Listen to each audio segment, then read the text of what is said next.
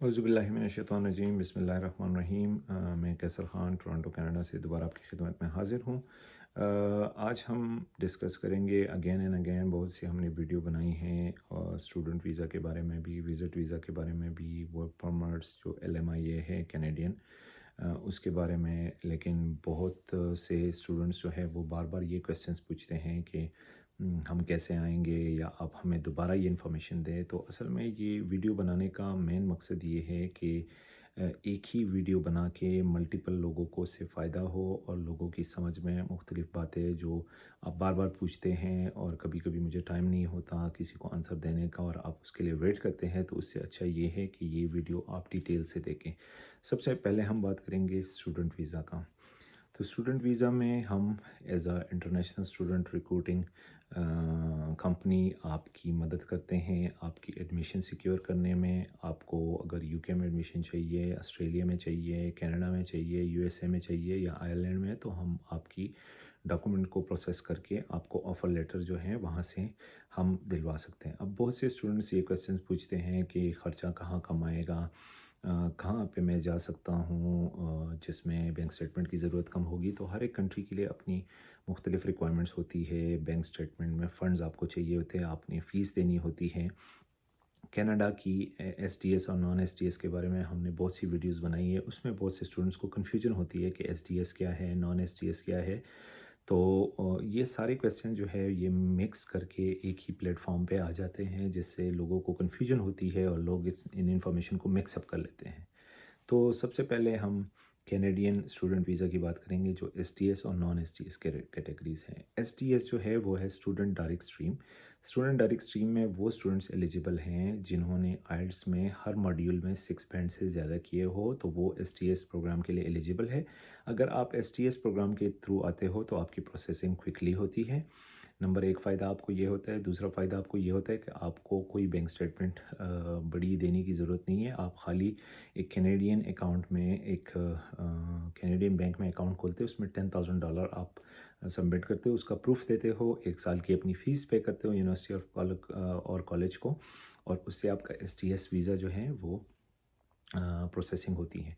अब जो स्टूडेंट्स हैं वो कहते हैं मैं 1 साल की फ़ीस नहीं देना चाहता, या जिनके आइल्स में 6 बैंड से कम है किसी एक मॉड्यूल में, तो वो नॉन एसटीएस कैटेगरी में आ जाते हैं। अब नॉन एसटीएस कैटेगरी में वो स्टूडेंट्स हैं जिन्होंने आइल्स में या स्कोर कम किया हो, या वो 1 साल की फ़ीस नहीं देना चाह रहे। तो अगर आप 1 साल की फ़ीस नहीं देते और आपका 6 बैंड में आइल्स ज़्यादा भी हो, तब भी आप एसटीएस कैटेगरी के लिए एलिजिबल नहीं हैं, क्योंकि उसकी बेसिक रिक्वायरमेंट जो है वो ये है कि 1 साल की फ़ीस की रिसीट आपने देनी है, $10,000 कैनेडियन अकाउंट में आपने शो करना है, और आपके आइल्स में 6 मॉड्यूल से ज़्यादा होने चाहिए। तो ये एक स्टैंडर्ड प्रोसीजर है। इसमें अगर एक भी रिक्वायरमेंट कम हो तो आप एसटीएस कैटेगरी पे नहीं होते। अब बहुत से स्टूडेंट्स ये पूछते हैं कि भाई अगर हम पूरा फ़ीस दें या 1 साल का दें या 2 साल का दें, तो क्या हमें एसटीएस के लिए एलिजिबल होंगे। अगर आपकी आइल्स बैंड कम है और आप अगर कैनेडियन अकाउंट में $10,000 भी डालें, लेकिन अगर आपके पॉइंट्स कम हैं, तो आप ऑटोमेटिकली एसडीएस के लिए एलिजिबल नहीं होते। वो एक कन्वेंशनल अप्लाई होगा और आप नॉर्मल तरीके से करोगे। अभी आजकल प्रोसेसिंग जो है वो बेहतर हो गई है। पहले प्रोसेसिंग टाइम बहुत ज़्यादा था, अभी प्रोसेसिंग टाइम कम हो रही है, हो गई है, तो इसकी वजह से आपको बहुत ज़्यादा फ़ायदा होगा। अब आते हैं यूके की एडमिशन के ऊपर। तो यूके की कुछ यूनिवर्सिटी को आइल्स रिक्वायर्ड है, कुछ डिलोंगो और पीटीई वगैरह से भी एडमिशन उनका चल जाता है, लेकिन आपके पास इंग्लिश लैंग्वेज की एक रिक्वायरमेंट होनी चाहिए, ताकि आपको हम असेस कर सके कि आपकी एलिजिबिलिटी क्या है। फिर मुख्तलिफ़ कॉलेज, मुख्तलिफ़ यूनिवर्सिटीज़ जो हैं वो कोई 1 साल का फ़ीस लेता है, कोई 1 सेमेस्टर का फ़ीस लेता है, तो इट ऑल डिपेंड्स। अब ऑस्ट्रेलिया में भी सेम इसी तरह है। ऑस्ट्रेलिया में आपको अगर लेवल 1 कॉलेज में एडमिशन मिल जाता है तो आपकी बैंक स्टेटमेंट की रिक्वायरमेंट वो एग्जाम कर देते हैं, लेकिन आपके पास पीटीई, डुओलिंगो या आइल्स जो है वो होना चाहिए, तभी आपको एडमिशन मिलता है। आपने बैंक स्टेटमेंट जो है वो डिमॉन्स्ट्रेट करनी है कि आपके बैंक अकाउंट में इतने पैसे हैं, अपनी फ़ीस भी पे की है और आपके पास लिविंग एक्सपेंसेस के पैसे मौजूद हैं। तो ये सारी इन्फॉर्मेशन जो है ये स्टूडेंट वीज़ा के रिलेटेड है। अब अगर कोई विज़िट वीज़ा पे आना चाहता है, या कभी कभी स्टूडेंट फ्रस्ट्रेट हो जाते हैं कि ये तो बहुत लंबा चौड़ा प्रोसेस है, हम विज़िट वीज़ा पे अप्लाई करेंगे, तो विज़िट वीज़ा के लिए आपके पास बैंक स्टेटमेंट होनी चाहिए। आप पर्सनल या कंपनी की आपकी अच्छी बिजनेस होनी चाहिए, आपका प्रूफ ऑफ इनकम होना चाहिए कि आपका इतना इनकम आ रहा है, क्योंकि उनको थोड़ा भरोसा होना चाहिए कि आपका पर्पस ऑफ ट्रैवल क्या है, आप किस लिए जाना चाहते हो। तो उस बेस पे अगर आपकी ट्रैवल हिस्ट्री है तो बहुत प्लस पॉइंट है। अगर ट्रैवल हिस्ट्री नहीं है लेकिन आपका पर्पस स्ट्रांग है, आप कोई मीटिंग, सेमिनार, एग्जीबिशन, एक्सपो के लिए आ रहे हो, तो आपकी वीज़ा के चांसेस हो सकते हैं। अब बहुत से स्टूडेंट से पूछते हैं कि ये सब मैं करूँगा तो वीज़ा के चांसेस क्या होंगे। तो अनफॉर्चुनेटली हम आपको वीज़ा के चांसेस इसलिए नहीं बता सकते कि वीज़ा डिपेंड करता है, ये एम्बेसी के डिस्क्रिप्शन पे होता है। कोई भी बंदा आपसे प्रॉमिस नहीं कर सकता। जितने भी एजेंट्स हैं जो लोग डन बेस पे प्रोसेस करते हैं या मुख्तलिफ इस तरह के दावे करते हैं, वो भी यही प्रोसेस करते हैं और आपसे इस प्रोसेस के एवज़ वो बहुत ज़्यादा पैसे मांगते हैं। रिसेंटली ऑस्ट्रेलिया के बहुत से स्टूडेंट्स ने मेरे साथ अप्रोच किया है जो कि ऑस्ट्रेलिया गए हैं, लेकिन उनको बाद में पता चला है कि उनके तो खाली यूनिवर्सिटी कॉलेज में $3000 ही जमा हुए हैं, जबकि उनको बताया गया था कि 10,000 या 15,000 हमने जमा किए। तो ये सब प्रॉब्लम्स आती है जब आप रिस्क नहीं लेते और आप दूसरों के कंधों पे बंदूक रखते हो, तो फिर ये सब प्रॉब्लम्स आपको आती हैं। तो बेसिकली अगर हाँ, बहुत से स्टूडेंट्स ये पूछते हैं कि कौन सा डेस्टिनेशन अच्छा है, या वो पर्सनली मेरा एक्सपीरियंस लेते हैं। तो हर एक बंदे का अपना डिफरेंट एक्सपीरियंस होता है। अब ज़ाहिरी बात है, मैं कनाडा में रहता हूँ, तो मुझसे कोई पूछेगा तो मैं उसको थोड़ी बताऊँगा कि आप ऑस्ट्रेलिया चले जाओ या आप न्यूजीलैंड चले जाओ या आप यूके चले जाओ, बल्कि उसको मैं डेफिनेटली बोलूँगा कि आप कनाडा आओ, क्योंकि कनाडा में बहुत ज़्यादा प्रॉस्पेक्ट हैं, बहुत ज़्यादा आपके पास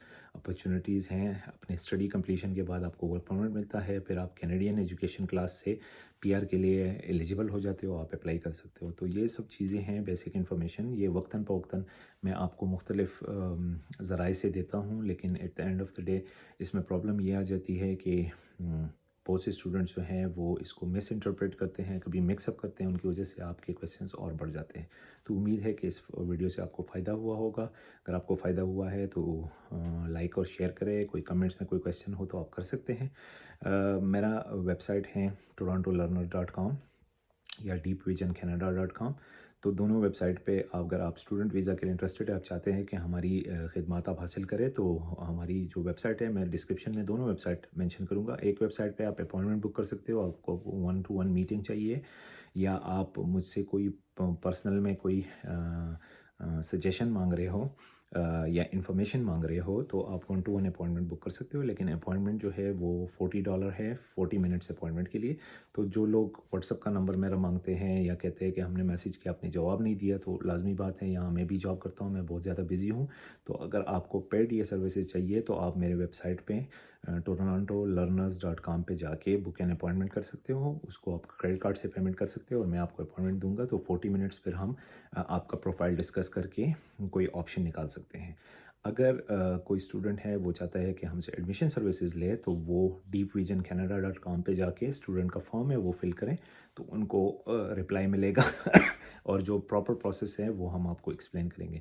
तो उम्मीद है कि इस वीडियो से आपको फ़ायदा हुआ होगा, और डिस्क्रिप्शन में मैंने दोनों वेबसाइट की लिंक डाली है। तो उम्मीद है कि आप प्रॉपरली इन गाइडलाइन को फॉलो करेंगे। यूट्यूब पे मेरी बहुत सी वीडियोस हैं, आप कोशिश करें कि स्क्रॉल डाउन करें, नीचे वीडियोस देखें। अगर आप स्टूडेंट की वीज़ा के बारे में मुख्तलिफ क्वेश्चन चाह रहे हैं, या आपके जहन में अगर कोई ऐसा क्वेश्चन हो जिसका जवाब अभी तक मैंने आपको नहीं दिया, तो आप बिल्कुल कमेंट्स कर सकते हो। मैं रेगुलरली कमेंट्स को मॉनिटर करता हूँ कि किसी ऐसे इंपॉर्टेंट टॉपिक पे अगर आप लोगों को वीडियो चाहिए, तो बहुत से बंदे अगर एक क्वेश्चन करेंगे तो मैं उस पर एक वीडियो बनाऊंगा और आपको मज़ीद मैं इंफॉर्मेशन दूंगा।